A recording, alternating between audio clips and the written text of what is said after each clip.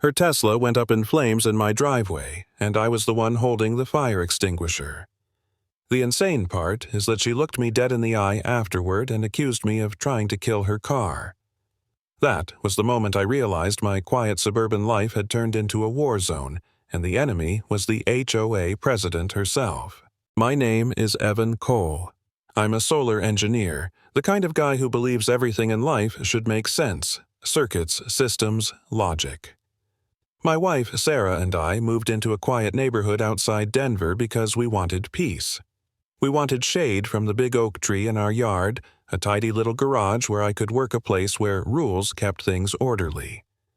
What we didn't realize was that the rules weren't meant for everyone. They were just weapons in the hands of Karen Dunn, our HOA president. Karen was the type of woman who could smile sweetly at the block party on Saturday, then slap a fine on your door Sunday morning because your grass was half an inch too high. She ran the HOA like it was her kingdom, and one night she crossed a line I didn't think anyone could cross. It was 2 a.m. when the alarm went off. Not the smoke alarm, not the security system, but my own custom monitoring system. The kind of thing an engineer builds when he's a little too obsessed with data. It screamed through the bedroom, and while Sarah sat up panicked, I was already moving. To me, an alarm is just information. Something's wrong, figure out what. I looked at the tablet by the bed, and the graph slapped me awake a massive 48-amp draw, the exact max of my level 2 car charger. Except my car was parked in the garage, fully charged. I pulled back the curtain, and there it was, silver Tesla Model 3 cables snaking from my charger into her car. And standing beside it like it was the most natural thing in the world, Karen Dunn. Silk robe slippers scrolling her phone as if she was borrowing sugar. I threw on jeans and walked out barefoot. The cold concrete under my feet felt like the only thing keeping me grounded. She looked up, gave me a smug little smile. "Good morning, Evan," she purred. "What are you doing?" I asked, already knowing the answer. "Just topping up," she said, waving at her car. "Long day, forgot to plug in at home. You know how it is." "No, Karen." I said, my voice flat. "This is not a public charger. This is my house." She laughed, actually laughed. "Oh, don't be so dramatic. We're a community. That's what the C in HOA stands for. Community." She even patted my charger like it was hers. I told her she was stealing. Her smile dropped, and the real Karen came out, the queen of rules that only applied to other people. Stealing is a very ugly word, Evan. As HOA president, I'd argue this is a community asset. Look at it outside, boosting our green image. Shared resource. My jaw clenched. Shared resource. This was my solar power, my wiring, my weekends spent installing and testing. And now it was her property, because she said so. She crossed her arms, smug again.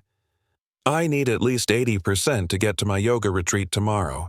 What are you going to do, Evan?" "Make a scene. Pretty sure there's a bylaw against disturbing the peace." That was the moment I knew it wasn't about electricity. It was about control, and Karen had just declared war. The next morning I sat at my workbench with coffee sketching diagrams. Sarah put a hand on my shoulder. "Evan, is this really necessary?" "When you're up against someone who thinks community means taking whatever she wants," I muttered. "Yeah." "It's necessary." I built a fortress, a hardened lockbox over the charging handle, a hidden breaker in the attic, an RFID system, so only Sarah and I could activate it.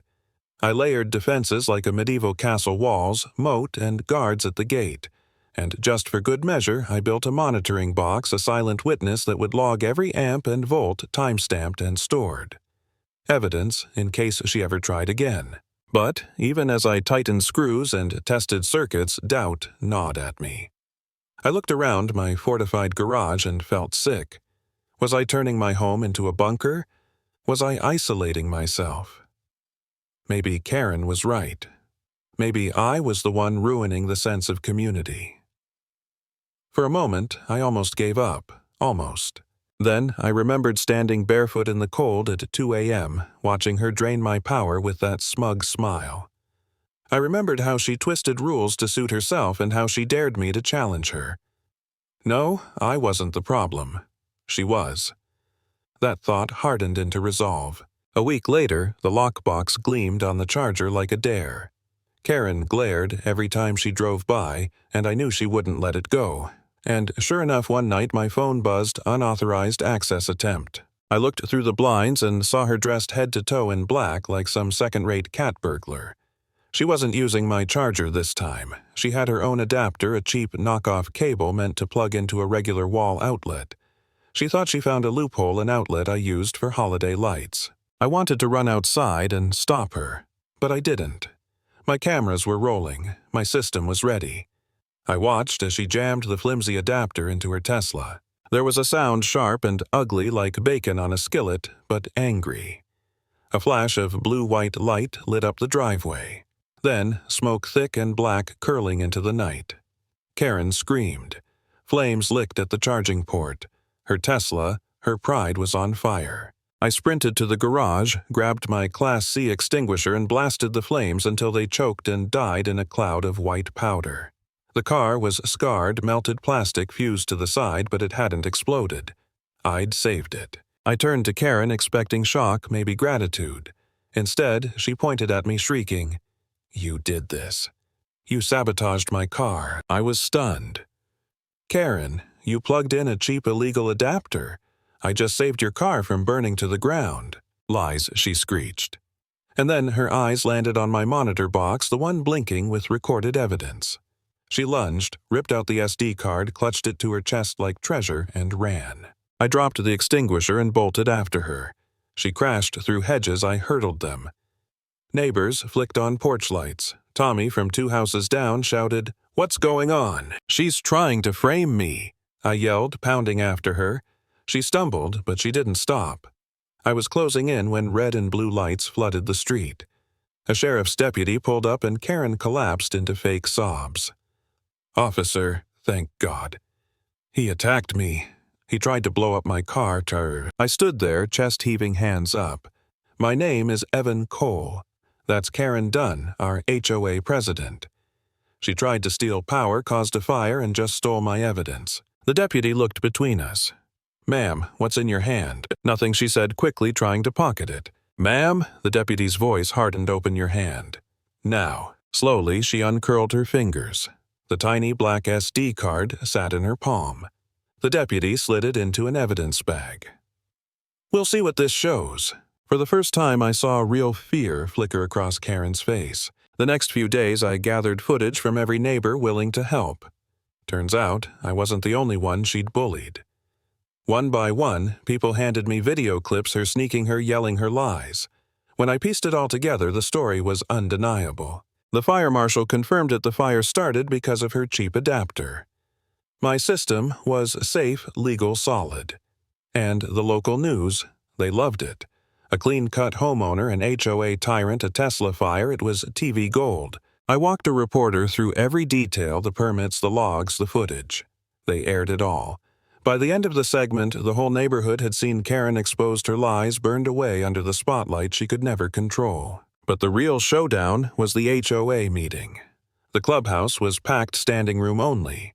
Karen sat at the head table, pale and tight-lipped, trying to rush through the agenda.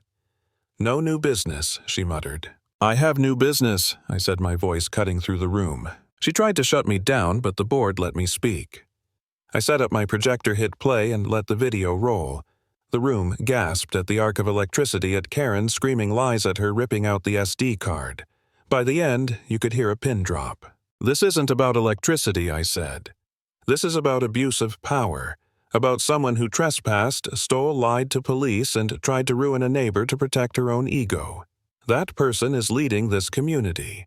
Do we really want that?" Tommy stood. I seconded his motion. The board voted. Every hand in the room went up except Karen's. She was removed on the spot. I handed over an invoice for damages and a restraining order, and the board nodded. Karen shoved her chair back and stormed out, powerless at last. That was the end of it. The Queen deposed, the war finished. And the lesson: power built on lies always burns itself down.